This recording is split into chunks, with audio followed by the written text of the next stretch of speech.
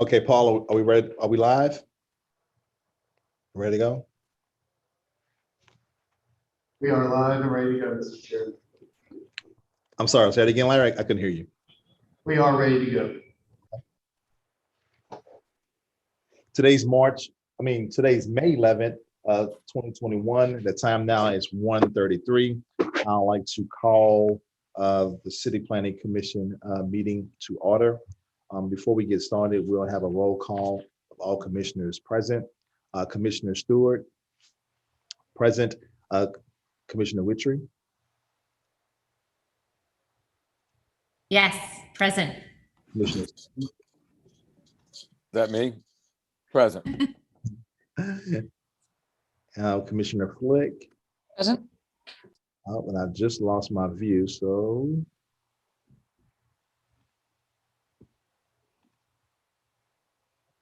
Commissioner Mobley, Present. Commissioner Brown. Present. Right? Did I fail to mention any commissioner that's present? All right, if not, that gives us a quorum and we will continue on with our agenda for today. The next item on our agenda, I believe, is the minutes from our last meeting.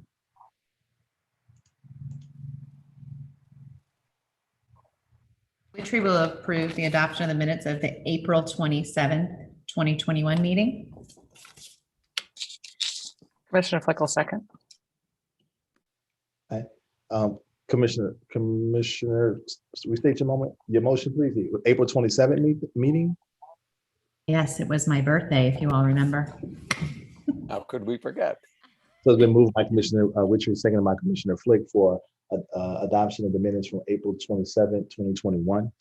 Is there any further discussion on that motion? If not, Commissioner Brown, Yes. Commissioner Flick, Yes. Commissioner Mobley, Yes. Commissioner Weaver, Yes. Commissioner Stewart, yes. Commissioner Steve, Yes. and I believe that's all commissioners. So we have 6 in support. Did I miss anyone? I think you missed me, but I made the motion. You missed yourself. Searching right now. All right, so the motion is passed. Our first zoning docket, well, I'll read the rules into the special rules, the special public hearing rules for the City Planning Commission hearings held via conference.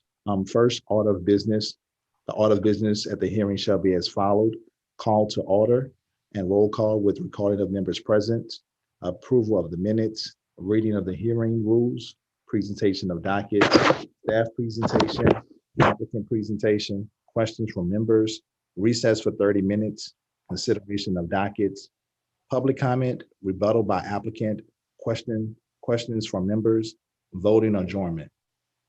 Presentation of dockets. The order of business for each docket shall be as followed: presentation by the City Planning Commission staff or the Department of Safety and Permit staff, presentation by the applicant and their representatives. The appellate or the applicant may appear on their behalf or be represented by a duly authorized agent. Only one representative may speak on behalf of a request and must pre-register with the staff of the City Planning Commission. Other representatives or speakers may sign up to provide comments during the public comment portion of the meeting. The applicant shall be allowed a maximum of 3 minutes. Questions from members.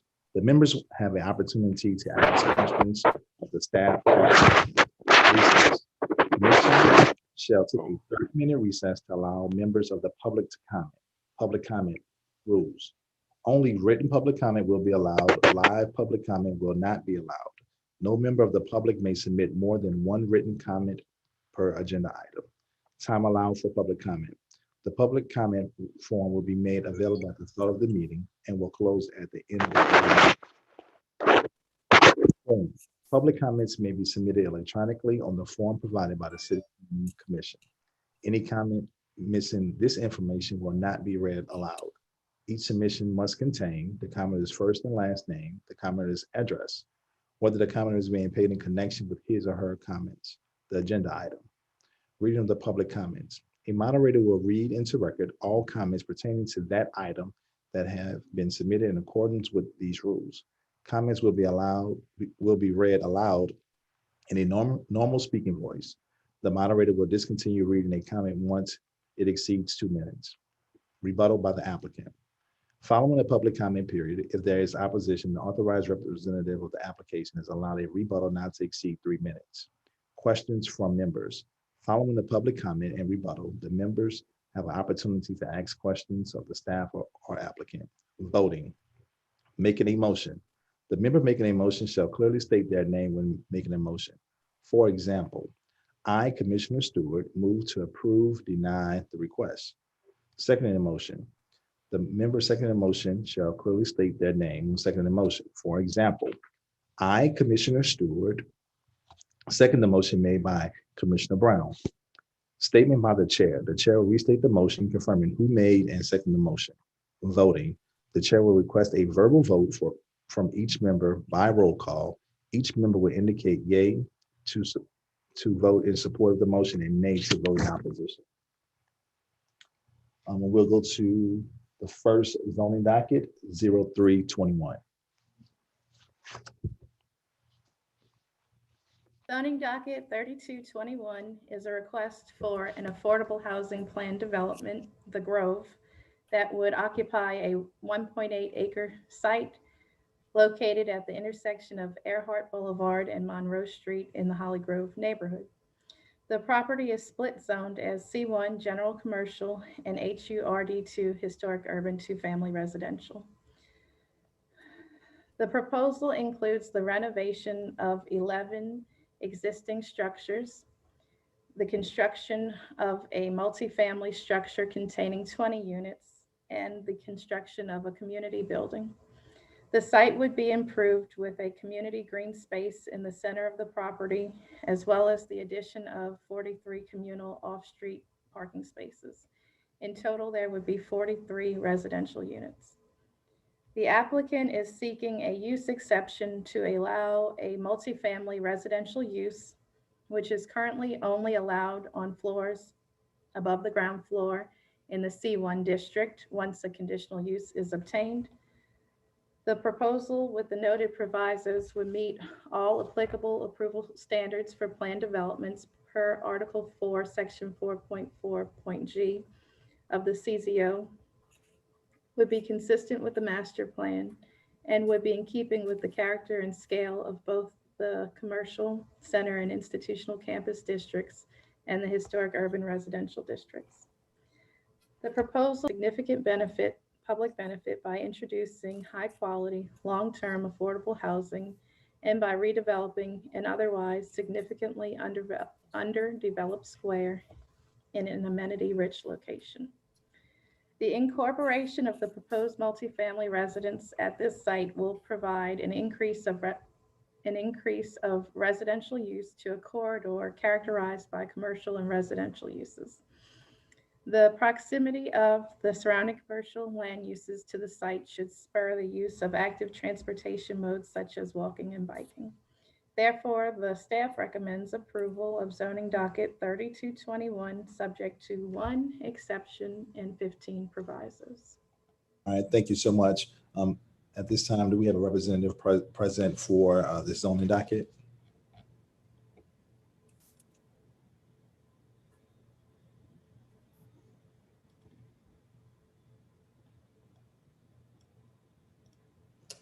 My name is Paul Irons. Can I confirm that you can hear me? All right. Yes, we can hear you, Mr. Irons. Would you please state your name, address for the record, and also your affiliation to this project? Absolutely. My name is Paul Irons. My address is 501 Norman Francis Parkway, New Orleans, Louisiana 70119. My affiliation to the project is developer and owner.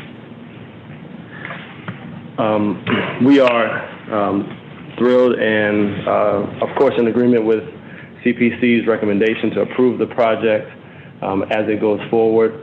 We believe this is a catalytic project for the neighborhood, and it's going to be, it's needed. It's been needed for a long time. This property's been blighted for a long time. There are some small, very technical wording that we would like to request be changed in the provisos as submitted. And if I can, I'll point those out right now. Is that okay? Yes. Okay. On the very first page for the section that says summary of proposal, we just wanted to be clear that on the second paragraph, it says the proposal includes the renovation of 11 existing 2- and 3-family residences. It is correct that there are 2-family residences on the property, but there are no 3-family residences. We are actually converting some single-family residences into 3-family residences. So we just want to make sure that's confirmed in the writing so we don't have any future issues with permitting when it's time to start building. And then the second change that's requested would be in proviso number 5, A1, I believe. It's on page 26. And it's simply the removal of the word principal from entry. So we would ask that it reads a clear and prominent entry that is oriented to the corner instead of principal. Besides that, we are 100% in agreement with everything else in the provisos. Thank you.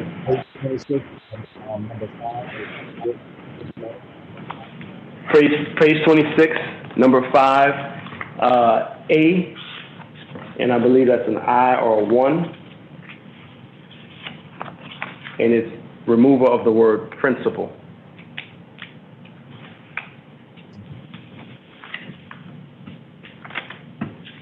Does that conclude your presentation and remarks? Yes, sir. Thank you. Thank you so much. Commissioners, at this time, do you have any comments for either staff or for Mr. Irons? This is Commissioner Flick. I just want to confirm with staff that there's no issues with the 2 comments the applicant put forward. The first comment is in regards to what would need to be added as a second use exception. As I understood, looking at the documents that were submitted, I thought it read that there were 3 units in the structure and that they would be restoring those 3 units. The applicant is now stating that it was existing as a single-family residence. This is within an HURD2 district, so they would only be allowed to develop a 2-family on the site. However, the Affordable Housing Plan Development Tool was created to grant flexibility to those standards. And so the existing use exception that we have included in the staff report is to allow multifamily within the structure at Monroe and Earhart. It would contain 20 units. So we would, based on what they're saying, that it was a single and they want to do 3 units on the other structures, we would add a second use exception to permit multifamily with 3 units within the HURD2 district as well.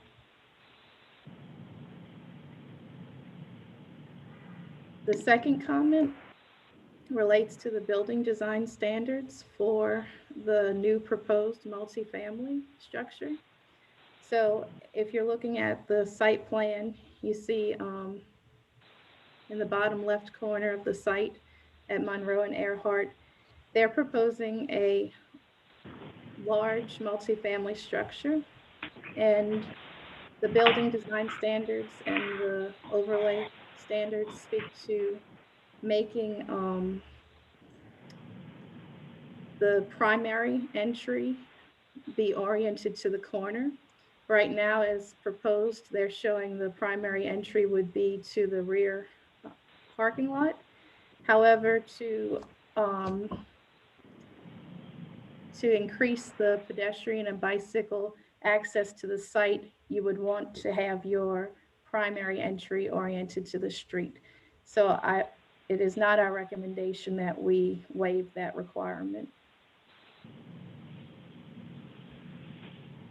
And so Mr. Irons, can you speak a little bit more on for the second change for principal? Yes, I can.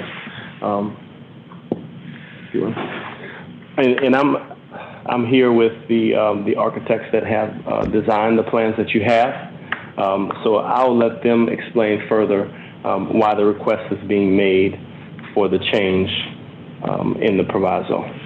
And part of that was not, not trying to get away from addressing both the comment in the staff report or the comment in the design advisory committee, which was a similar comment. So our intent is to incorporate an entry at that corner. We just wanted to give us some more flexibility about, how we address that, and we'd still connect with, the rest of the circulations in the building, getting you to the elevator, so forth, the lobby. We just want to be able to maintain that flexibility to, not have to incorporate, ramp structures and so forth outside the building at that primary corner. Was, the main objective. Just that principle, I guess, gave us a little bit of a pause as far as having flexibility to come back to staff with, the revised design, which is also, a requirement of the provisos. So we're not trying to get out of that requirement. We just wanted some more flexibility to, come back to staff with a proposal. This is Stephen. I can probably speak to that a little bit. Number one is that requirement comes out of the zoning ordinance, and so it's sort of a baseline requirement. Also, the term that's used is principal and not primary. And what that means essentially, the distinction is that it doesn't have to be the sole singular main entrance. Basically, it's a design requirement that, you don't want like a service entry or something that's very secondary in terms of its design. You want it designed such that it reads as a main entrance to the building. And it sounds like the developer is on board with doing that. There's not an obligation to put ramps and et cetera on that particular entry as a matter of zoning. And so it can be sort of, I think the DAC's concern was making this thing read like it's oriented towards the street and using a prominent entrance to do that. And I think that can be done. And I think it's also possible to have a second prominent entrance along the parking lot, which may have the ADA in there. So all of that is to say, like, I wouldn't want, I think the language we've suggested allows them to do what they want to do, with the expectation that, the entrance on Earhart is going to be designed in a way where it sort of reads as a substantial entry, not a entry to a service door or something like that. Thank you, Steve. Commissioners, do you have any questions for the applicant or staff as it relates to the zoning docket?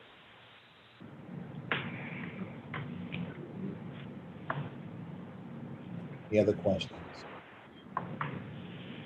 With no further questions, thank you, Mr. Irons, and we'll continue on to zoning docket 3421. Zoning docket 3421 is a proposal for a zoning change that would apply to all properties zoned SB1 and SB2 in the lower 9th Ward neighborhood. The petitioned areas are located in the lower 9th Ward along Florida Avenue between Jordan Avenue and Tupelo Street, along Caffin Avenue between North Miro and North Johnson Street, and along Caffin Avenue towards and along North Claiborne Avenue from Flood Street to Tupelo Street. In total, the proposal would affect approximately 30 city squares and 427 individual lots in the lower 9th Ward that are currently zoned SB1 and SB2. These properties currently zoned SB1 and SB2 proposed by City Council Motion M2410 to be rezoned to HUMU Neighborhood Mixed Use District. According to the motion, the zoning change is in order to allow residential uses in these areas. The SB1 and SB2 zoning districts do not allow residential uses except for dwelling above the ground floor, which is allowed as a conditional use. This zoning change is complementary to zoning docket 01019, which rezoned the residential properties in the lower ninth ward from SRD to SRD suburban two-family residential district to HURD2 historic urban two-family residential district. Prior to the zoning change, this area of the lower ninth ward also carried the suburban place designation due to the period of time during which this area was primarily developed. However, an analysis of the lot size and patterns in the neighborhood found that the subdivision pattern was more reflective of the historic urban place designation than suburban. The subject zoning change asks staff to complete this analysis for the commercial areas that still have the suburban place designation within the described boundaries. Because the lower ninth ward was primarily developed after World War II and had suburban building types, this area was classified as suburban when the comprehensive zoning ordinance was developed to implement the master plan as adopted in 2010. However, this place designation of suburban is at odds with the lot pattern for the area, which was established in the 19th century and is more similar in nature to the historic urban neighborhoods in New Orleans. That the area was slow to develop led to the post-war timing of development and suburban housing type, but the lot divisions were set up to support a denser development pattern. The areas in the lower ninth ward zoned SB1 and SB2 are largely undeveloped, with the exception of the area along Claiborne Avenue. While there are a couple of commercial uses within these areas, most of the lots are either vacant, have structures that appear vacant, or are developed with residential uses. Along Claiborne Avenue, the area zoned SB1 supports largely residential uses with a few exceptions. Within the three main areas with the suburban commercial zoning, there are only two identifiable commercial uses currently in place within these areas. Aside from these commercial uses, virtually none of the lots within these areas currently support development that is in keeping with the form and purpose of SB1 and SB2 zoning districts. In addition to the limitation of the uses in the SB1 and SB2 zoning districts, the lot size requirements of these suburban zoning districts restrict possible development. Staff found that 98% of lots within the subject area do not meet the minimum lot size requirements as per the SB1 and SB2 bulk and yard requirements.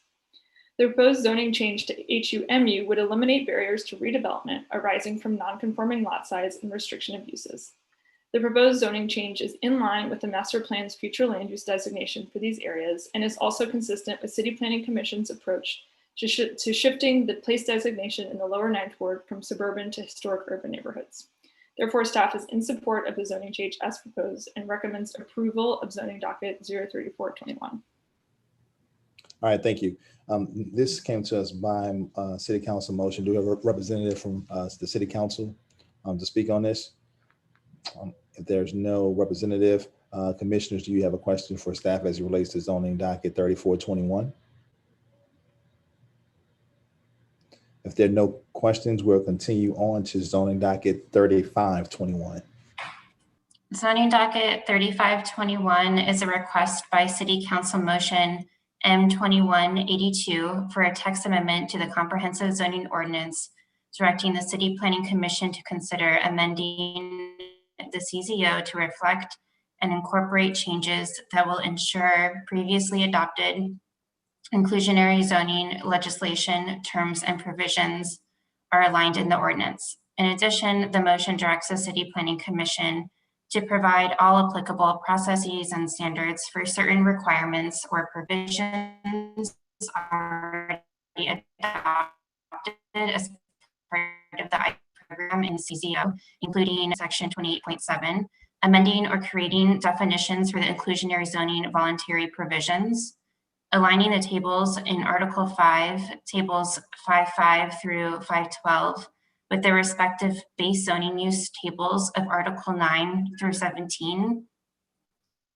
and amending any other consistencies as determined by CPC staff. Some of these changes are removing voluntary inclusionary zoning regulations for districts that fall within the mandatory inclusionary zoning boundaries, and including planned development as a conditional use in some zoning districts that were inadvertently excluded, including the SRD Suburban Two-Family Residential District and the Lakewood and Lakeview Residential Zoning Districts. Further proposed changes are allowing additional districts, including the commercial districts, to opt into voluntary inclusionary housing and clarifying that the 30% parking reduction for developments within a mandatory inclusionary zoning district is only applicable if they're within 600 feet of a transit stop. The staff supports the proposed text amendments. Incorporating the provisions will not alter any of the existing inclusionary zoning regulations. They will simply allow the IC program to operate as intended. The proposed changes correct errors and ensure consistency throughout the comprehensive zoning ordinance. Incorporating and the overall housing policy. During its review, the staff has found that the proposed text amendments will change or make needed additions to several articles in the comprehensive zoning ordinance. Therefore, the staff recommends modified approval of the proposed text amendment. All right, thank you. Do we have a representative from the city council to speak on this zoning docket? If not, commissioners, at this time, if you have a question for staff. There are no questions for staff. We'll continue on with the agenda to zoning docket 3621.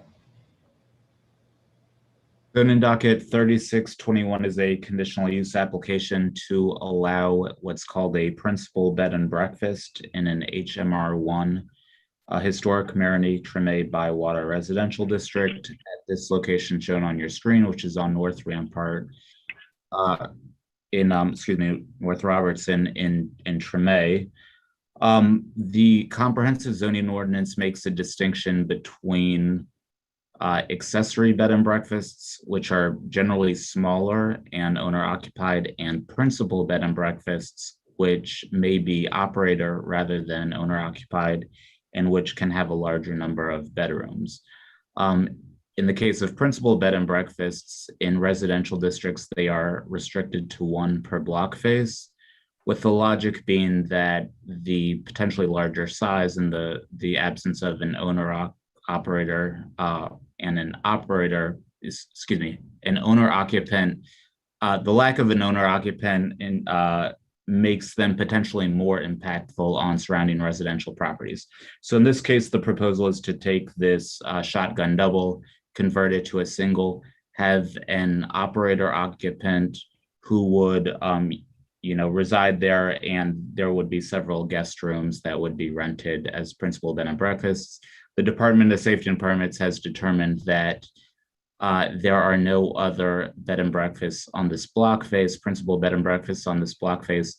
Thus, there's an ability to establish this one here. Assuming it's properly operated, there's no reason to expect it to be overly impactful on the surrounding neighborhood, and therefore the staff recommends approval subject to 8 standard provisos. All right, thank you. At this time now, do we have a representative for the applicant or the applicant present to speak on the zoning docket? Yes, this is Curtis Doucette. All right, Mr. Doucette, the floor is yours. Okay, so Curtis Doucette, I'm at 1718 St. Anne Street, Suite 100, 70116. Thanks to the staff for the thorough report. I accept and plan to fully comply with all the provisos. I've also spoken to members of the community as well as the neighborhood organization, and I fully intend to have the operator on site, which is one thing that they've listed as a concern. I'm also committed to the neighborhood. My office is within 3 blocks of this, right across Claiborne, and so there we have 2 office suites as well as 2 affordable housing units. So in addition to having the on-site operator, I'll be close by. And I really don't have anything else to add. All right, thank you, Mr. Doucette. Commissioners, at this time now, do you have any questions for our staff for this zoning docket or Mr. Doucette while he's present? All right, yeah, thank you, Mr. Doucette. If there are no questions, we'll continue on to zoning docket 3721. Zoning docket 3721 is a request to allow a bar within a multi-unit tenant commercial structure that wraps a gas station located on South Carrollton Avenue at Olive Street. So you see that this is the Magnolia Discount gas station location, and in addition to the gas station, there are a few other commercial storefronts wrapping around the parking lot. One of them is a 1,200 square foot space that is currently currently vacant and proposed to be used as Hudax, which is a daiquiri shop regulated as a bar in the terminology of the CZO. So the proposal here is to establish the bar, which requires conditional use approval in this HUMU mixed use district. The staff really has a longstanding position that ABOs, including bars, are impactful or not impactful based primarily on the management. That's particularly the case in mixed-use corridors such as this, where you have a highly commercial development presence as opposed to bars that may be within more residential areas. And so there's not a reason that the sale of alcoholic beverages or the bar land use is inherently problematic, particularly if it's well operated. Thus, the staff recommends approval of this conditional use application subject to 5 provisos. One of those provisos, of course, contains the normal operational requirements for bars. All right, thank you, Stephen. At this time now, do we have the applicant or representative from LKM Enterprises present to speak on the zoning docket?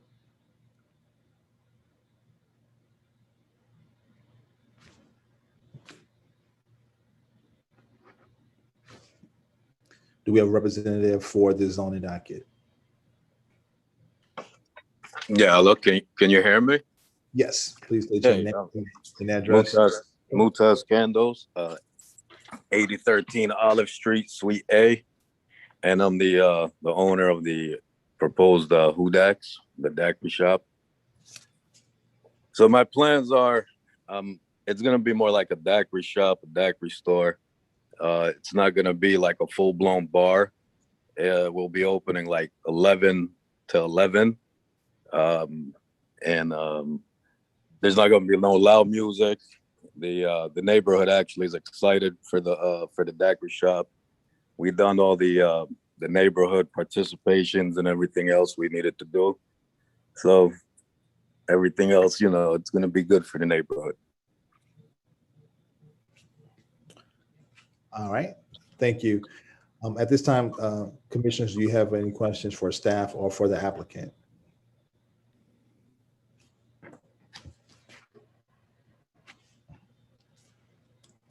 If there are no questions, thank you so much for joining us today. We'll continue on. We'll continue on zoning docket 3821. Zoning docket 3821 is a request for a conditional use to permit a bar and live entertainment with secondary use in an MU1 medium intensity mixed use district. The applicants propose turning a former warehouse into a bar with live entertainment. The site is located within a primarily industrial part of the city with many other existing warehouses surrounding the subject property. The proposal does trigger a waiver for 4 off-street parking spaces as the request converts a warehouse and industrial use into a commercial use, triggering more required parking spaces. As the site is somewhat historic and the area has moved towards more commercial uses, staff finds that the request does satisfy the 9 approval standards for variances. Overall, the use is compliant with the master plan and the general purpose and intent of the applicable zoning district regulations, and therefore staff is supportive of the proposed use. Staff recommends approval subject to 5 provisos and 1 waiver. Thank you. At this time now, do we have a representative from 2825 Arch Street present? Yes, hello, my name is Joylyn Hollis and I represent the applicant for 2825 Arts. My address is 2661 Gravier Street, Suite A, with a zip code of 70119. First, I wanted to thank the City Planning Commission staff, as well as the staffer for the thorough and thoughtful report. We agree with all the provisos and we thank you for the recommendation for approval. We're excited to bring our neighborhood friendly bar to the area. I look forward to answering any questions if there are any. Thank you so much. Commissioners, at this time now, do you have any questions for the representative or a question for staff as it relates to zoning docket 3821?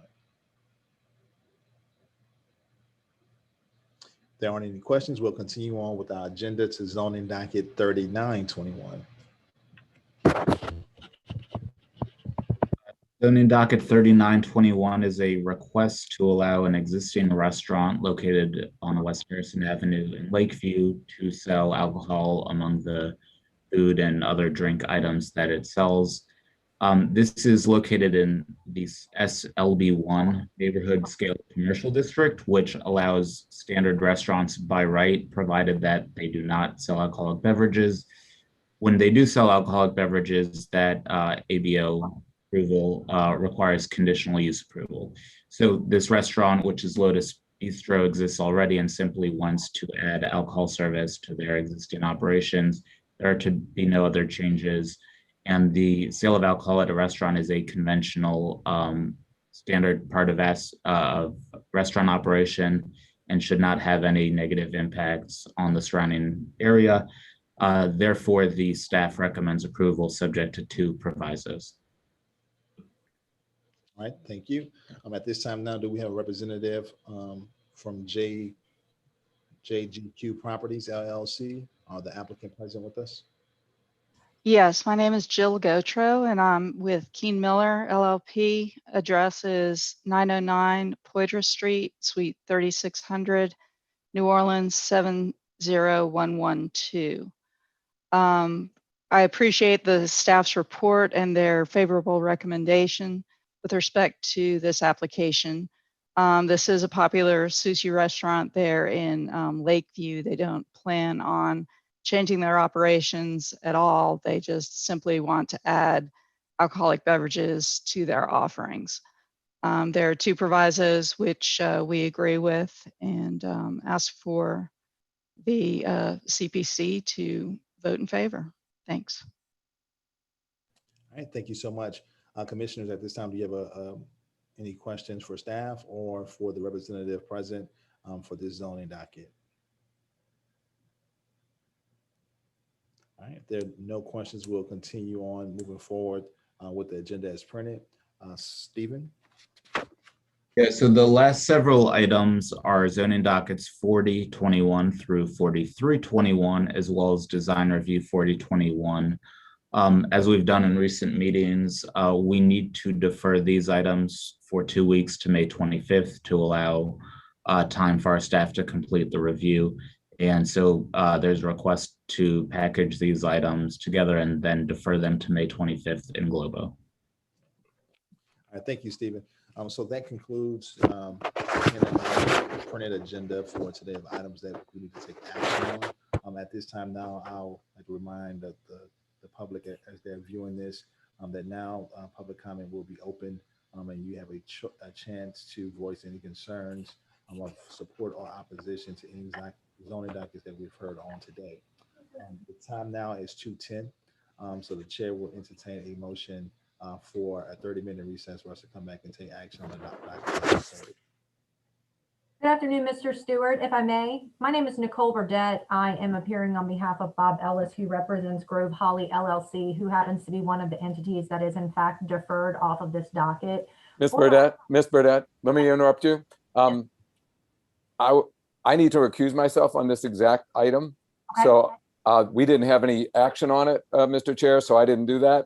But if Ms. Burdette's going to speak to it, I don't know what she's going to say. So I need to recuse myself only on item number, I lost it for a second, 40042/21. So I'm going to, would you note me as recused? Okay. Commissioner Stieg, we'll duly noted that at this time.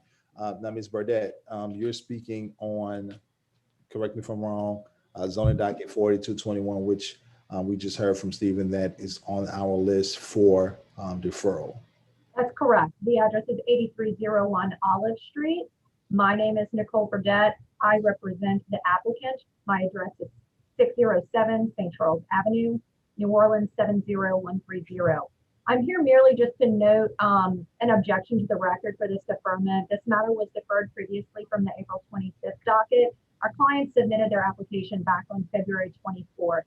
This is a second deferment of this matter, and the issuing of any permits in this matter in the delay thereof is going to in fact affect the financial aspect of this entire project. If permits are not issued by a specific date, and we're going to be running up against like a 72-hour deadline, our client stands to lose all financing associated with this project. And at a time when the city is in such, there are so many economic hardships and delays of business, we would just strongly encourage getting this onto the docket as soon as possible so that we can move this project along and further develop this property.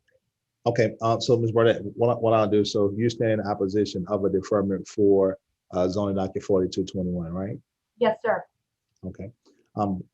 At this time, we'll come back to this to take action on items. But at this time now, if there's any public comment, the applicant would like to voice that they have that right to then submit public comment, and then we will hear from those public comments at that time. Thank you very much, Mr. Stewart. All right, thank you. All right, so commissioners, the time now is 2:13. The chair will entertain a motion for a 30-minute recess for us to come back. Mr. Chairman, it is 2:13, so I would move that we return at 2:45. All right, it's been moved by Commissioner Weberg for a 30-minute recess to return at 2:45. Is there a second to that motion? Commissioner Mobley will second. All right, Commissioner Mobley has seconded that motion. Is there any further discussion on that motion? If not, I'll call the question. Commissioner Stewart, yes. Commissioner Steve? Yes. Commissioner Witry? Yes. Commissioner Weberg? Yes. Commissioner Brown? Yes. Commissioner Mobley? Yes. Commissioner Flick? Yes. Unanimous support for a 30-minute recess, and we'll reconvene at 2:45.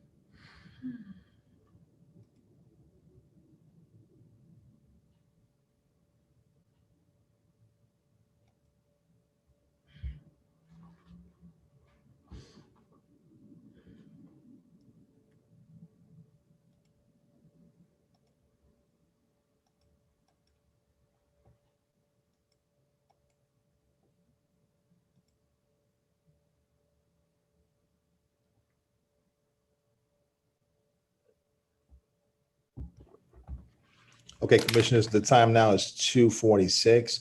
I'll ask all commissioners, if you're present, turn on your camera so that we can have a roll call.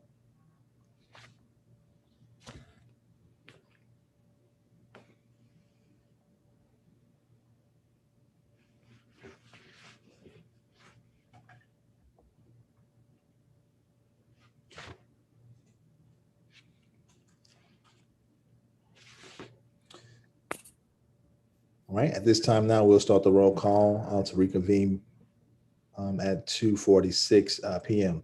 Commissioner Brown. Present. Commissioner Flick. Present. Commissioner Mobley. Present. Commissioner Steeg. Present. Commissioner Stewart's present. Commissioner Weberg. Present. And Commissioner Witry. Present. Did I miss any commissioner? All right. At this time now, from Stephen and Paul, I think we're still waiting on public comments. I haven't received anything to my inbox, but commissioners, please be aware that we're still waiting for public comment. I think they're putting those together now.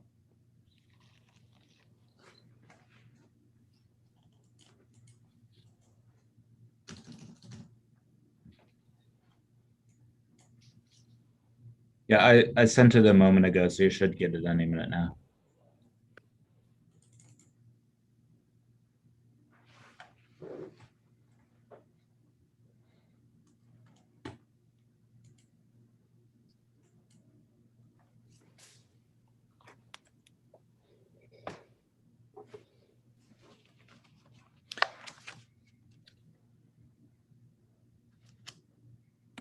So I do have it, so I'm ready to proceed whenever you are.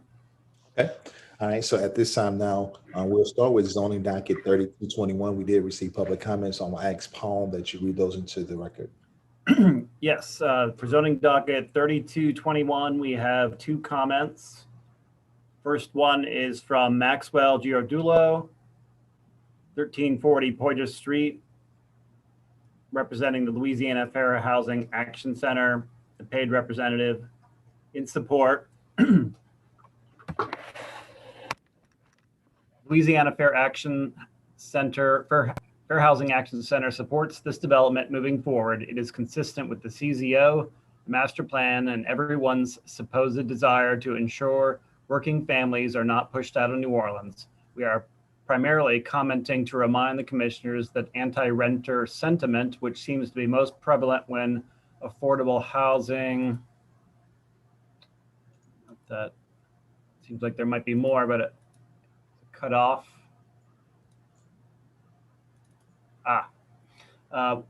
Seems to be most prevalent when affordable housing is in question. It is rooted in a long history of structural racism and classism. It has been used to downzone huge swaths of the city, reduce density and height restrictions, and generally uphold our historic patterns of residential segregation. We hope that as commissioners, you will continue to repudiate the idea that renting families and the disproportionately Black working class families these affordable homes will serve are in any way detrimental to a neighborhood. Anyone who loves this city knows it is the opposite. Thank you. And then second comment is from Nathan Lott, 923 Chapatula Street, representing the Preservation Resource Center, a paid representative. In support, we are pleased to support this application. Mr. Irons and his team were proactive in reaching out to us about the building reuse and historic preservation elements of their planned development. Similarly, they reached out to community members and the Holly Grove Neighbors Association early in the process. This project will bring back to occupancy an entire block face of now blighted historic doubles.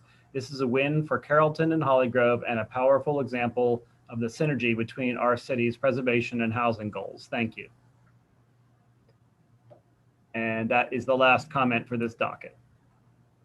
All right, thank you so much. At this time, now, Stephen, can you remind us of the recommendation from staff? Sure, the staff recommendation is approval subject to 1 exception and 15 provisos. All right, and commissioners, based on the applicant's in his presentation, he asked for two changes to the reports. At this time now, is there any questions for staff as it relates to the zoning docket or a motion?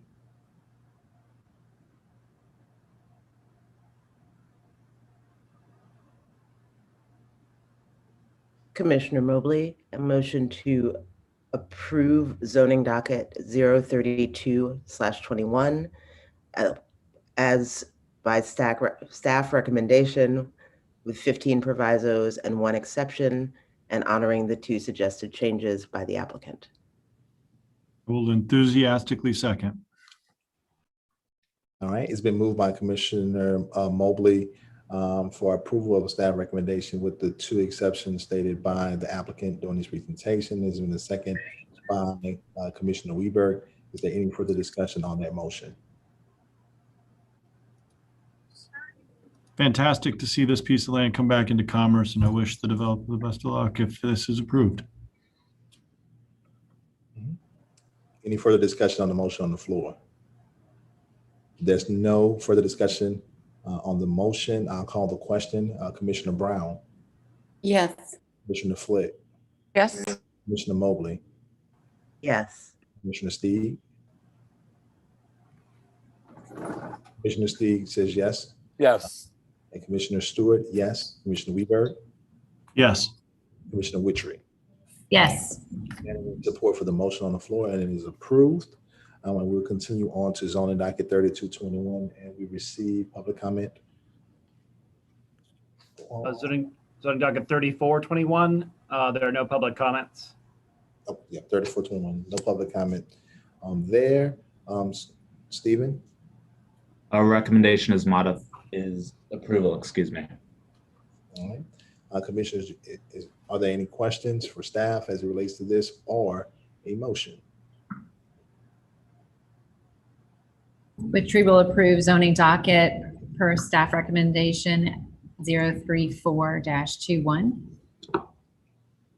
Commissioner Flick will second. All right, it's been moved by Commissioner Witry for approval of zoning docket 3421 with a second by Commissioner Flick. Is there any further discussion on the motion for approval? There's no further discussion on the motion. I'll call the question. Commissioner Brown? Yes. Commissioner Flick? Yes. Commissioner Mobley?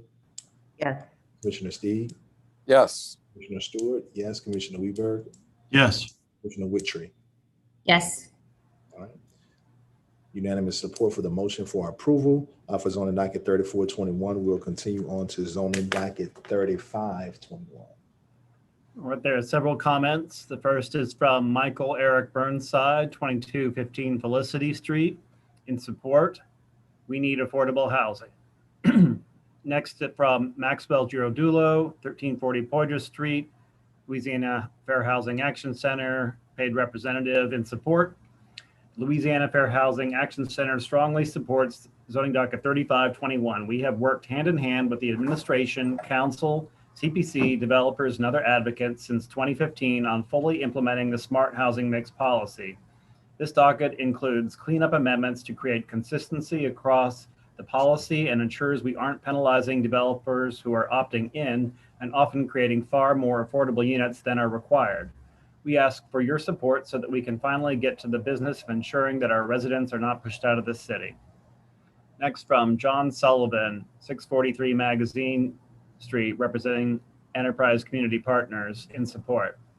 We at Enterprise support this measure and appreciate the hard work of the CPC staff in moving this forward. Next from Andronika Morris, 4640 South Carrollton Avenue, Suite 160, in support. I'm in support of zoning docket 3521. Out of the housing NOLA planning process, one of the most significant recommendations became what we now call the smart housing mix. That process, launched in 2014, led to the 10-year strategy and implementation plan and our annual report cards, which document the state of housing in New Orleans. The Smart Housing Mix is a citywide policy plan to create more affordable housing that is fair and feasible, requiring that new development, adaptive reuse projects, and rehabilitation projects to include at least 10% affordable units in areas where it's difficult to find affordable housing. Developers have the option to pay a fee, build affordable units off-site, preserve a building, or dedicate alternative land if they do not wish to reserve units below market rate. A standard unified package of incentives would be offered to developers to accompany the Smart Housing Mix requirements and require 99-year terms of affordability. Next, from Alexander Papai, 1515 Dumaine, in support. I appreciate the redevelopment of 9, 12, 9, and 14. I'm sorry. Oh, that was for 3621. In that case, that was the last comment for zoning docket 3521. All right. Thank you so much. Stephen, can you remind us of what the staff recommendation was for zoning docket 3521? Modified approval. All right. Commissioners at this. I'm going to point out also we have Kelly Butler on the line, who was instrumental in drafting the motion. So she's available for any questions as well. All right. Thank you, Paul. So at this time, commissioners, are there any questions as it relates to this zoning docket or a motion? Kelly, is there anything you'd like to add? No, just as we've all known, this has been going on for quite a few years, as pointed out in the public comment. So this is really just kind of bringing it home, doing the last technical corrections to the CZO. We didn't want to do anything that was substantial to change it because we've already, gone through the work of doing the policy. There were some corrections that needed to be made, and the ongoing conversations have led to actually adding some more opportunities for voluntary inclusion or, volunteering to opt into the program. So I think this is just, like I said, it's bringing it home. It's this last step before we go live in July.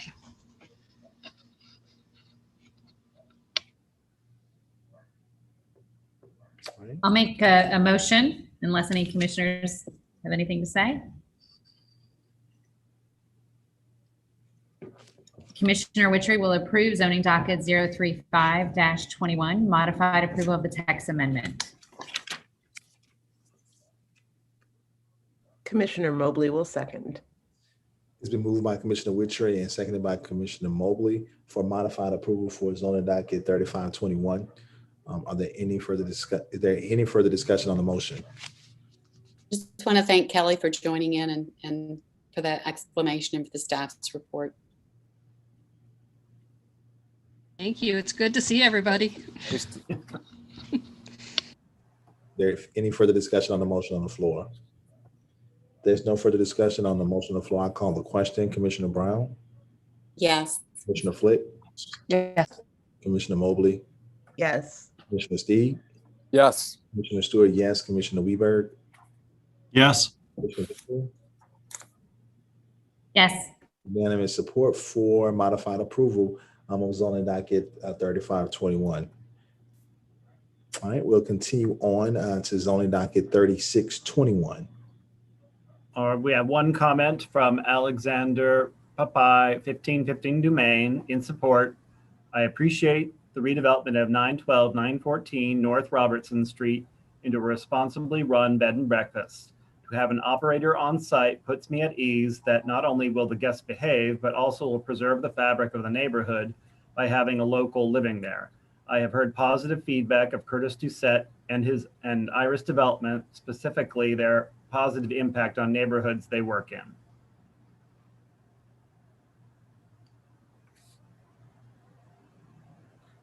All right, we have one public comment, and Stephen will.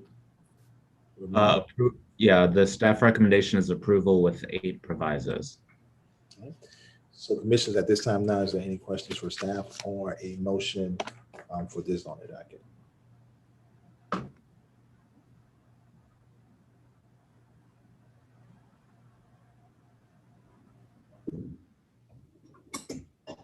Commissioner Witry is not going to support the staff recommendation on here. I'm happy to make a motion, but I can state my reason why. Okay. If you want to just state your rationale prior to giving the motion or giving your motion and your rationale, either way. Thank you. I will go against staff recommendation here, reading the neighborhood comments and then listing all of the short-term rentals that may or may not have permits. I am familiar with the 900 block of North Robertson, and allowing a conditional use in this particular block and in this particular neighborhood that has a lot of STRs, I think leads to neighborhoods having to enforce, and I'm not comfortable with that. And this is a conditional use process. So I'm going to go against the motion that, or against staff recommendation. Okay. Is there any further discussion?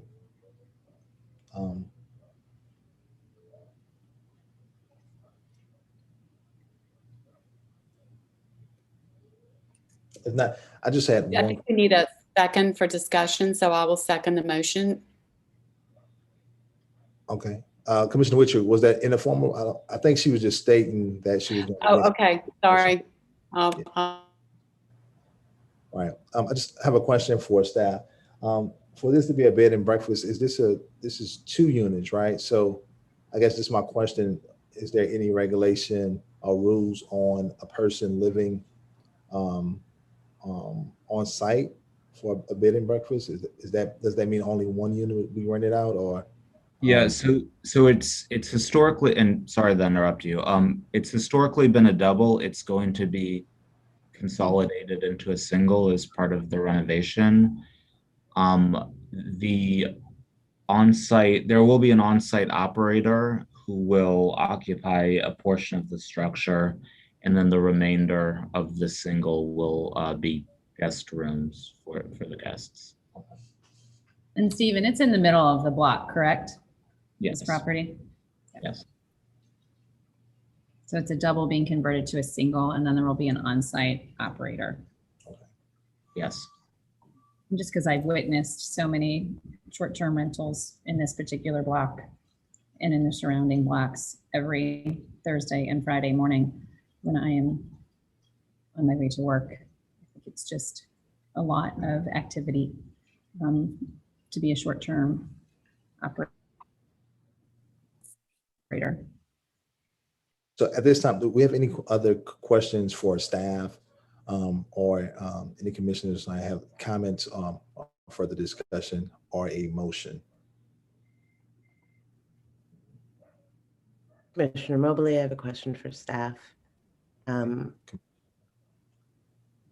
mean, obviously, the limitation of a single principal bed and breakfast per block face is predicated upon that particular form and not inclusive of short-term rentals that don't have that designation. However, do you know how many short-term rentals there are on that block face? Was that part of the staff's analysis? So I'll respond to that. I have asked 15 permits to confirm with me if they had or if they didn't have any licenses for short-term licenses on the block face. They told me they did not have any. So as far as staff is concerned, that means it meets the requirement of 1 per block face. Now, I know that in the list that was provided by one of the public comment that was attached to the staff report, there was 1 address that is on that same block face, which presumably might be used as a short-term rental, but licensed or not licensed. I would assume that it is not licensed if it is operated as such. So it's coming down to enforcement as usual. Okay. Do we have any more questions for staff or a motion?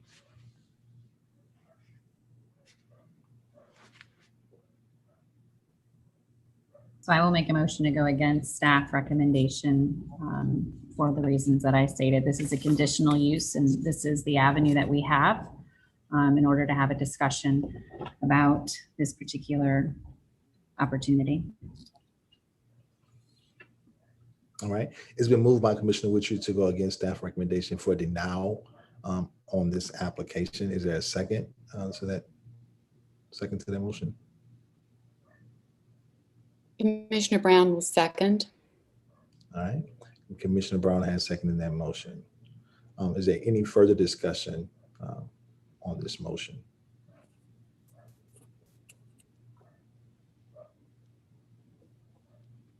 I want to say that, in the process of developing the last round of short-term rental legislation for the city, I attempted to write in a categorical ban for Treme at 3 different points in time. And it is terribly unfair to someone who is attempting to work through the system appropriately to be punished for people who are running short-term rentals illegally. The enforcement issue, the short-term rental issue overall is one that the city needs to address. It is killing our neighborhoods, and we can all see that. But this doesn't get at the core of why it's a problem. And it does create an example of someone who is attempting to not perpetuate that model of working around the system.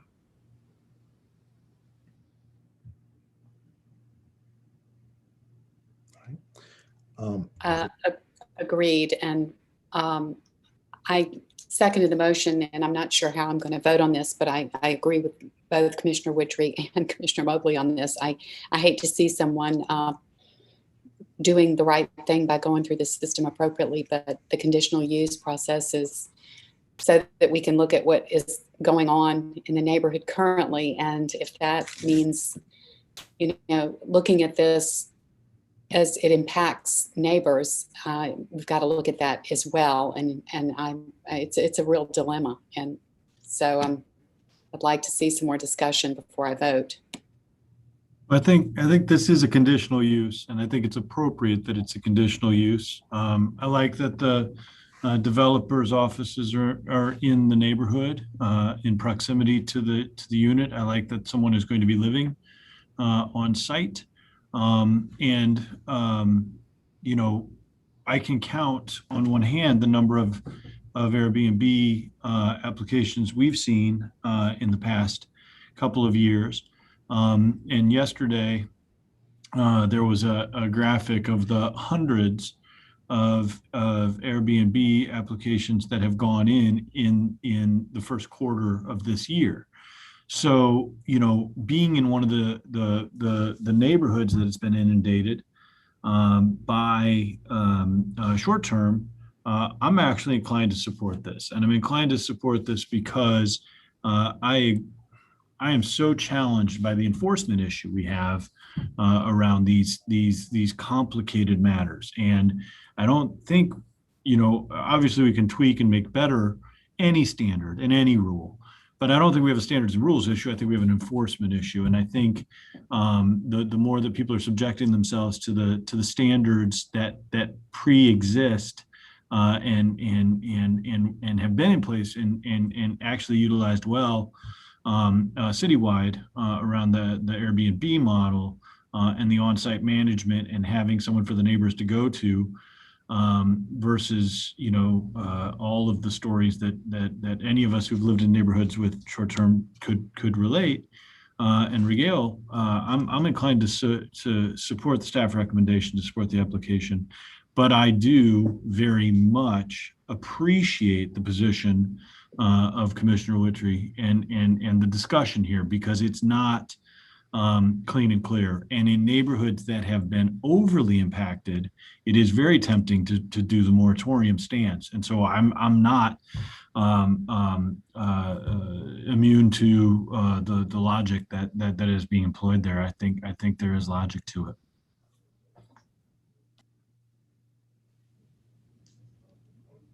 Okay. Any further discussion on the motion by Commissioner Witry to move against to go against staff recommendation? I do just want to make note on the very last page of the staff application, there is a neighbor that has said that there were 15 short-term rentals within a block of this particular application. And I know that Sabine had checked to see who had permits and who did not, but this is an individual that's lived in that neighborhood since 2003 and has knowledge of all of the short-term rentals right there. And I agree, enforcement is a huge. I am voting against staff recommendation on this. Any further discussion? I think all the discussion has been meaningful, and I do see the viewpoints of all commissioners who have already voiced their opinions and stance on what's taking place. I think the short-term rental, we do understand is something that is changing the dynamics of neighborhoods, but at the evaluating this application, this developer, I think what's put before us the conditional use for the particular use that is being brought to us. Even though there are short-term or maybe bad actors around him, I don't believe that this developer should be penalized for that. And hopefully we can get to a point in the city where we can, have enforcement, and then we have a due process for whether it's short-term rentals, bed and breakfasts. Everyone just follows the process. So for that point, I'm going to go vote against the motion that's on the floor at this time. Any further discussion?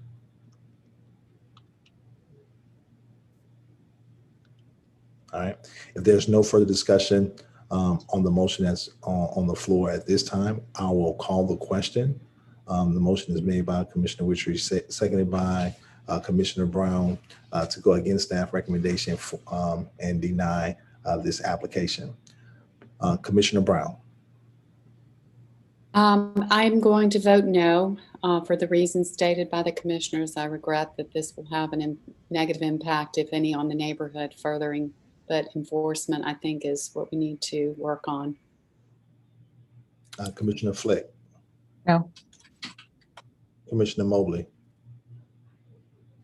No. Commissioner Steeg. No. Commissioner Stewart, no. Commissioner Weberg. Sorry, no. Commissioner Witry. All right, yes. So 6 no and 1 yes. Is there a different motion for this zoning docket or another motion?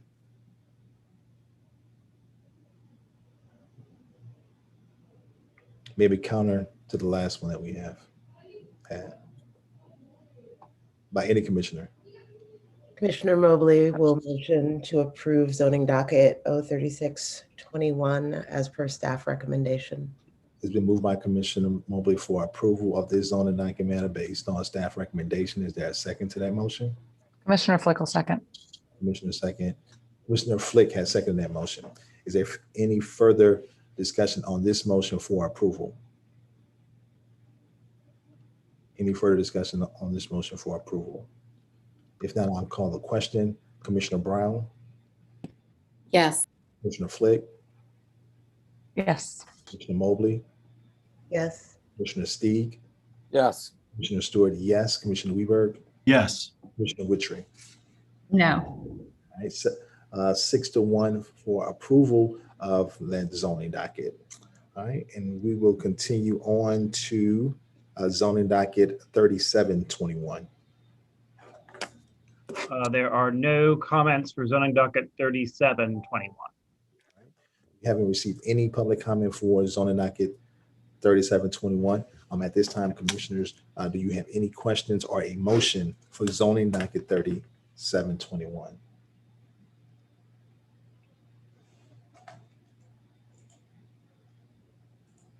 And as a reminder, the staff recommendation is approval with 5 provisos.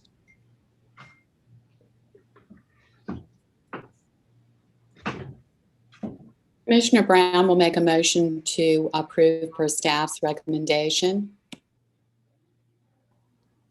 Katie will Commissioner Witry will second. It's been moved by Commissioner Brown for approval of staff recommendation, and it's been seconded by Commissioner Witry. Is there any further discussion on the motion? Any further discussion on the motion? At this time now, I'll call the question. Commissioner Brown, Yes. Commissioner Flood, Yes. Commissioner Mobley, Yes. Commissioner Steig, Yes. Commissioner Stewart, yes. Commissioner Weberg, Yes.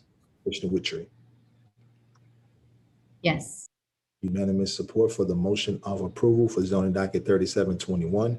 We'll continue on to zoning docket 3821. All right, we have 3 comments. First comment is from Darrell Laurent, 3440 Peoples Avenue. In support. My name is Darrell Laurent. I live at 3440 Peoples Avenue. I am the president of the Edgewood Heights Neighborhood Association, and I am writing to express my full support of the bar and live entertainment establishment at 2825 Art Street. I have talked to the members of my association. They are excited to have a safe, clean, and neighborhood-based entertainment venue to our community.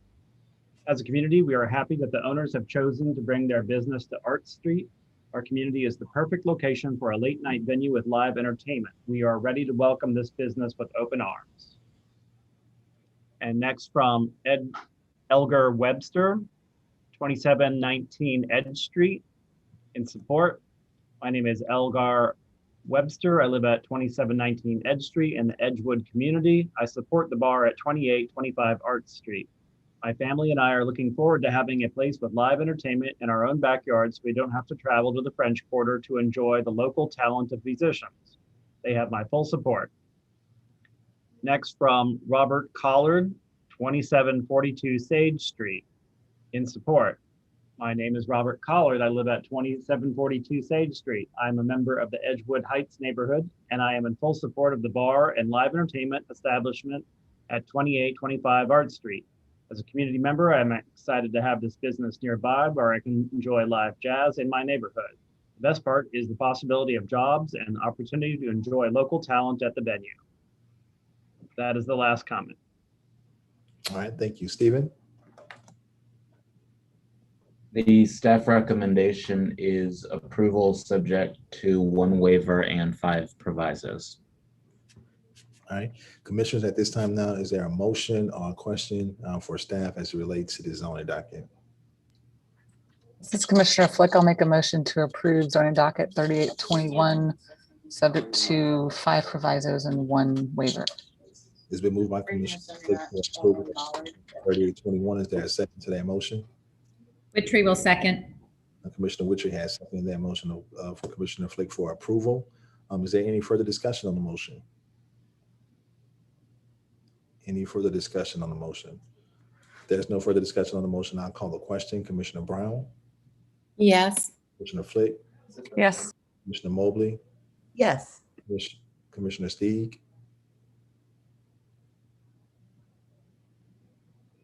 Commissioner Steig?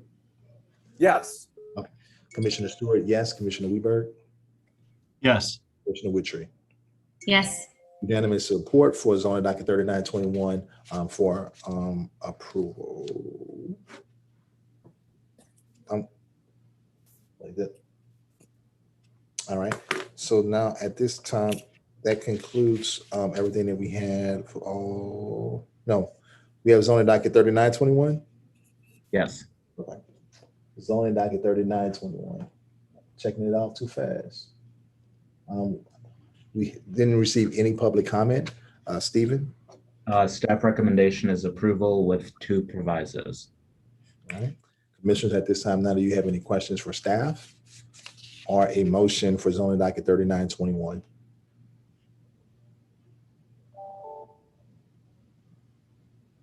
Commissioner Flick, I'll make a motion to approve zoning docket 3921, subject to 2 provisos. All right, it's been moved by Commissioner Flick for approval for zoning docket 3921. And Steig seconds. And Commissioner Steig has seconded that motion of Commissioner Flick. Is there any further discussion on the motion? Any further discussion on the motion on the floor? If not, I'll call the question. Commissioner Brown, Yes. Commissioner Flick, Yes. Commissioner Mobley, Yes. Commissioner Stieg, Yes. Commissioner Stewart, yes. Commissioner Weberg, Yes. Commissioner Witry. Yes. Unanimous support for zoning docket 3921 for approval. At this time now, we heard from Stephen during the presentation that we had a list of the remaining dockets for deferral for our next meeting. We heard opposition from I believe, Nicole, representing the applicant for zoning docket 4221. And I also see that we have comments for that same zoning docket of 4221. Commissioner Stewart, I'm going to recuse myself on that one. Okay. Commissioner Flick's also going to recuse herself. Okay. So right before commissioners, you excuse yourself on this one. Commissioner Stieg, if you come back. I'm coming back. Okay. I'm coming. Okay, I'm back. So right before you, Hello there. Oh, we have another junior commissioner with us now. We do. All right. So right before we take action on deferral, what I'm going to ask you, we've always taken kind of all applications, zoning dockets in global. So what I'm going to ask commissioners, if we can have a motion to move everything else into deferral except for zoning docket 4221, and then we can take action on 4221, and then at that time, the commissioners who need to excuse themselves can recuse those. So this will be like T4A and this will be T4B. Nice. Look.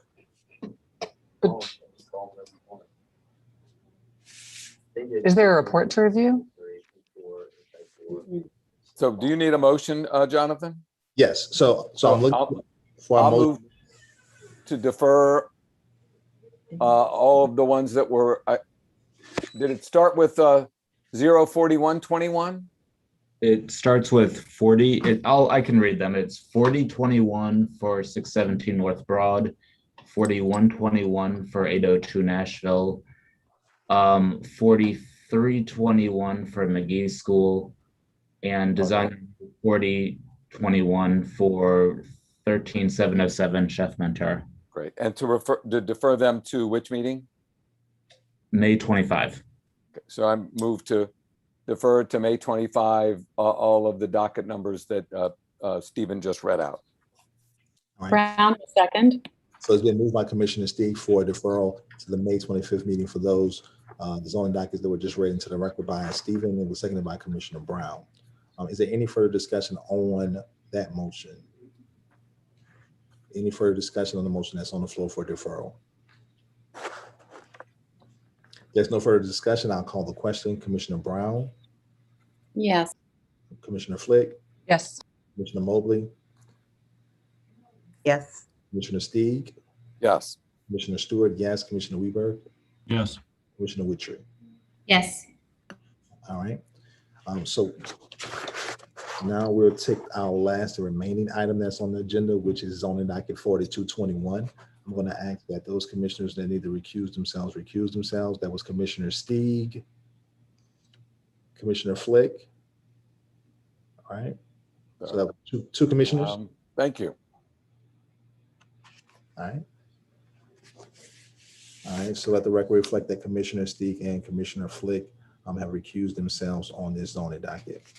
Since we heard opposition, I wanted to make sure that we gave the applicant at least a time. Is Nicole still with us? All right, I see you. You're still with us. So right before we read that, I'll give you the floor, Nicole. I'm going to ask that Paul, that you do read the public comments that we received for zoning docket 4221 into the record. All right, we have 5 public comments. First is from Hannah Beth Salter Smith, 607 St. Charles Avenue. In support, the application has been pending for over 2.5 months while there is no objection, and when the project received support voiced by the community at an NPP meeting. This project is set to be constructed in an area that greatly needs economic development. If the application is not heard at the next meeting, the financing will be canceled and the project will not be brought to the neighborhood. This would be a devastation. My client, who is female small business owner, and sad result for an area of the city that greatly needs the investment. Next, from Elise Khan, 8301 Olive Street, in support. We have a large neighborhood support. This deferral could cause us to lose our tax credits, which would mean the project, which would make the project more difficult. Next, from Eric Augustin, 8301 Olive Street, in support. This project has received close to 100% neighborhood support, and more deferral will cause this project to lose out on financing. Next, from Celeste Khan, 535 Barrack Street, in support. I think this would be a great addition to the neighborhood and will be an absolutely lovely place to meet up with a couple of friends for a relaxed night. I know that it will also put a priority on serving the community and it is in, and we need more businesses like that. And finally, from Raymond P. Augustin Jr., 1000 Colonial Club Drive, in support. I believe this will be a great project for the neighborhood. All right, thank you, Paul, for reading it into the records. So at this time, I'm going to allow the representative opportunity to speak for a matter of 3 minutes as it relates to the zoning docket.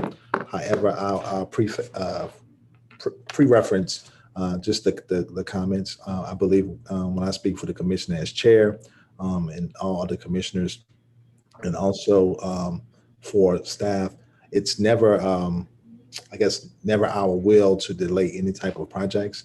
However, we've been dealing with, very, very tight circumstances of staff, and then also funding for our office.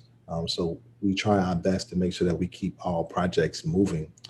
So I do understand that this has brought some difficulties upon the applicant. We would love to kind of for you to share that with us to see how we can better improve and continue moving projects through the CPC. Thank you very much. Commissioner Stewart, I do have one question though. Do we have a staff report and can we know what the recommendation is, or we don't have any staff report on this? So at this time now, since it was pushed for deferral, there wasn't a staff report created on this document matter, but since the applicant had opposition towards the deferral, I'm going to just allow them an opportunity to speak. Okay. This is not rebuttal though, because it looked like all the comments were in support. So what is this comment? It's just a presentation, or was that already done in the other meeting? I'm happy to hear if the commission, I mean, that's right. So Commissioner, as far as I can see. Right. So Commissioner Brown, I think if you remember prior to going to recess, Nicole stated that she had opposition towards the deferral, and she's representing the applicant.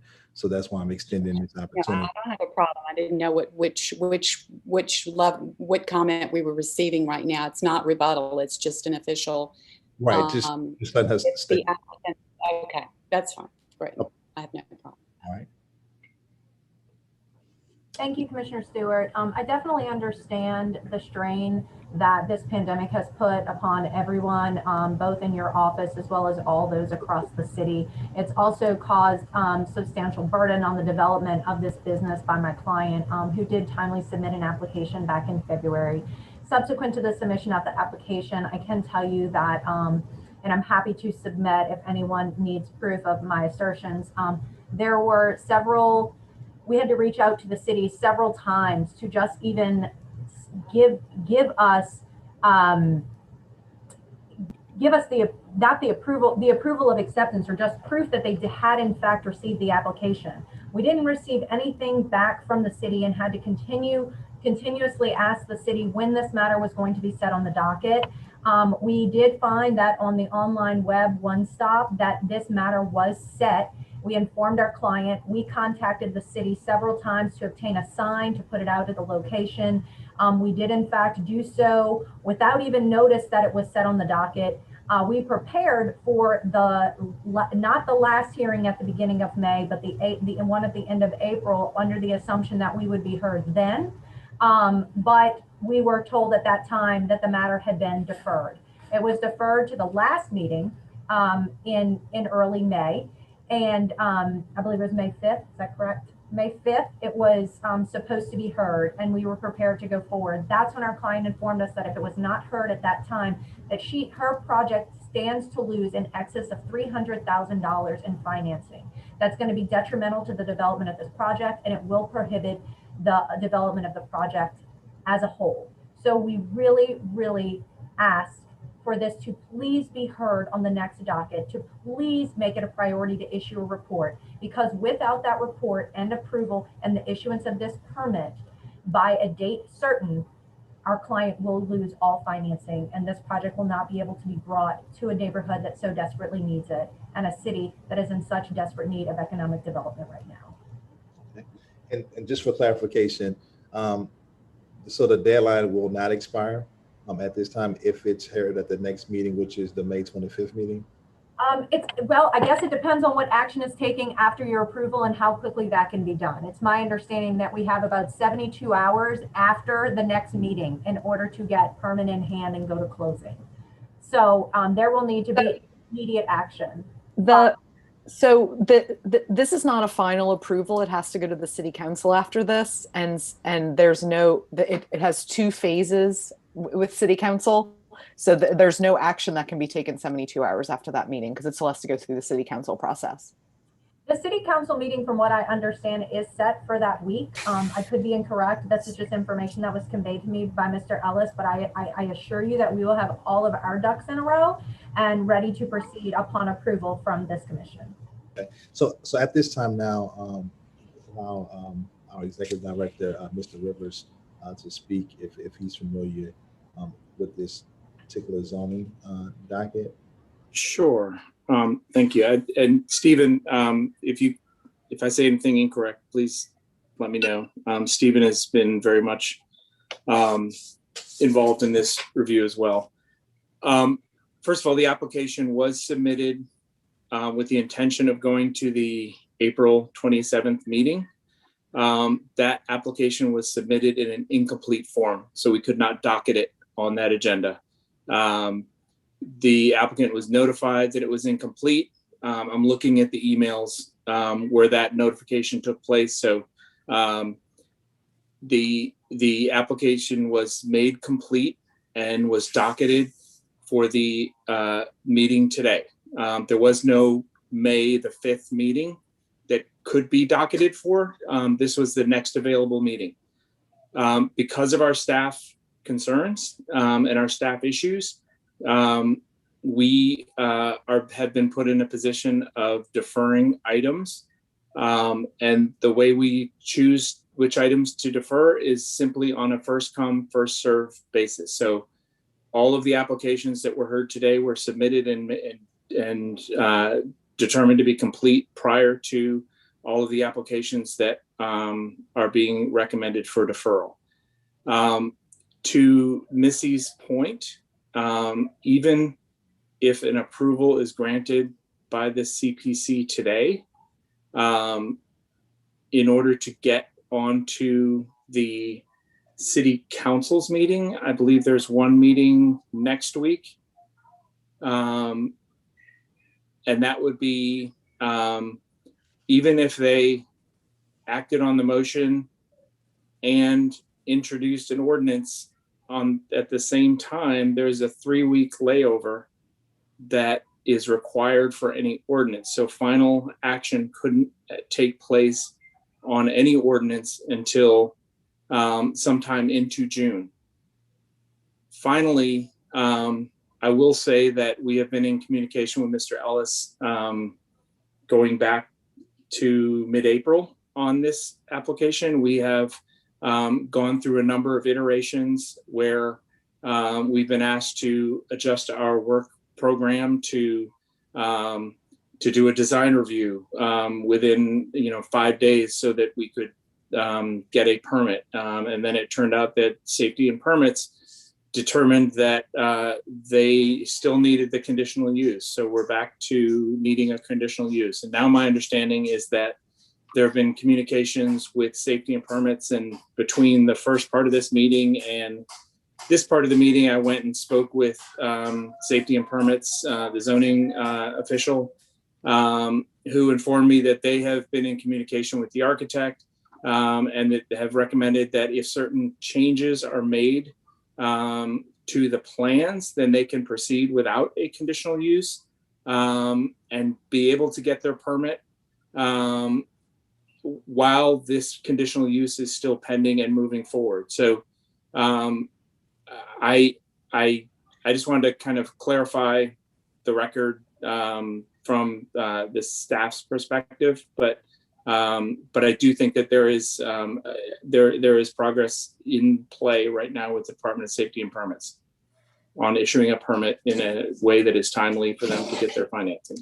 Thank you, Commissioner Rivers. And it is my understanding that we have had some developments today throughout this meeting and have been in communication with other people who are involved in this project. And yes, your assertions on that are absolutely correct. With regard to whether or not an application was submitted timely in its entirety, I would just like to note for the record that that application was in fact completed, in those emails going back and forth, which I'm happy to forward on, should it even become an issue. We were asked to provide documents that were already contained within the original document. And all we did was reattach documents which were sent in the original plans. Whoever was initially reviewing the application must have overlooked it, but we went into the exact document that was submitted initially and reattached those documents. So please know that the application was timely submitted, and we do appreciate everything that everyone is doing to try and move this project forward. The sole purpose of my being here today and speaking on behalf of my client was to just encourage this to please be heard as soon as possible, and to please not defer this matter any further, because we are really, really tight with losing financing on this project. And I just wanted to express that urgency for the commission. And I do appreciate everything you guys have done so far to try and push this forward. All right, thank you so much. And at this time, commissioners, this is the last item that we have on our docket today. Commissioners, I want to make sure that everyone has an opportunity. If there are any questions that you want to ask our executive director or that of the applicant before we take action on this matter, now will be the time. If not, the chair will entertain a motion. I do have just one question. There were a handful of items that I believe it was. I'm looking at the agenda, Stephen and Bob. I think it was 9 through 13. So the five agenda items, right, that are deferred to the 25th. Do we have? So I don't want to. I appreciate Ms. Burdette being here and speaking on this. I want to just have a sense, those 5 that were deferred for the 25th, if there's any similar conditions present in those. The realistic expectation is that we see all of those on the 25th and they're not deferred again. I just a general status update on the 5. Yeah, so we expect to act on all of those. We haven't deferred any item more than once this entire pandemic. So 2-week deferral is our standard, and there's no reason to expect that this particular item and the other ones you're deferring not be acted upon at the next meeting. That was my expectation as well, and I just wanted that on the record. Thank you, Stephen. I really appreciate that. All right, commissioners, any other comments, questions for staff, the executive director, that maybe of the representative that we have present for this only docket, or a motion?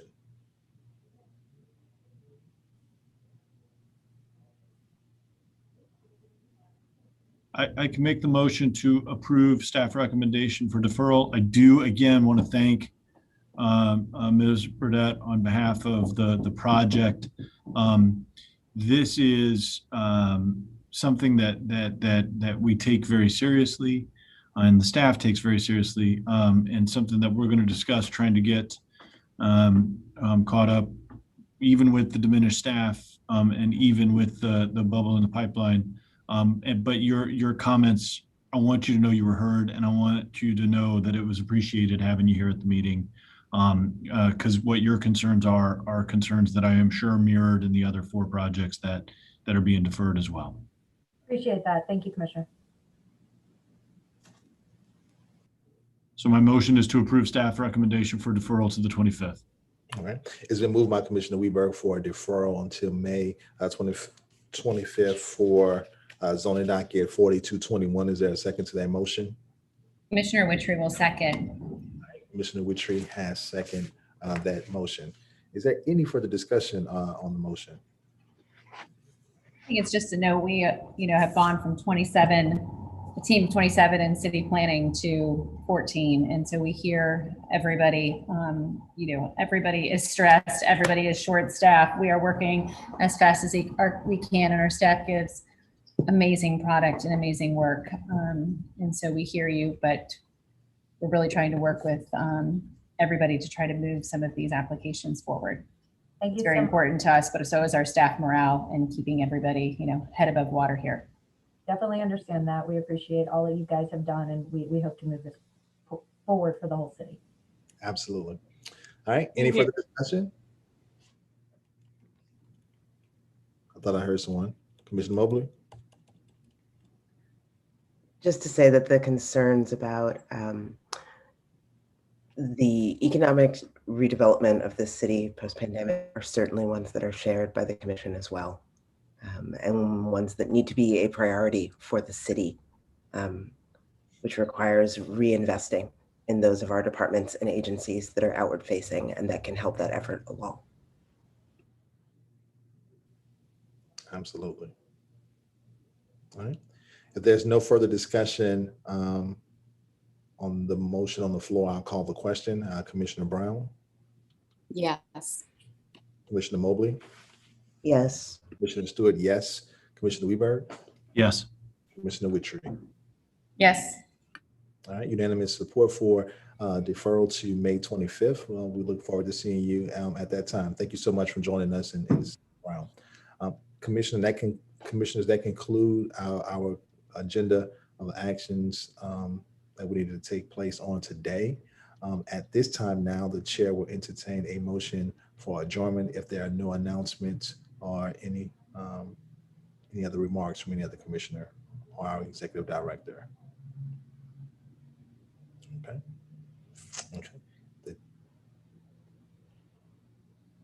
Is there a motion for adjournment? Motion to adjourn. All right.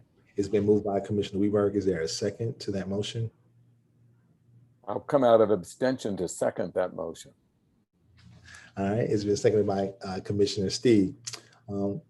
If there is no opposition, if all commissioners would just raise their hand and then vote for affirmation of the motion, I would say the meeting is now adjourned at 3:43. I hope you guys have a wonderful day. Thanks. Stay well, Thanks everybody. for jogging in from the bullpen to do that, Rob. I appreciate it. Thanks, and thanks for the baseball reference. Good, it's come full circle. I'm going to the showers now. Bye-bye.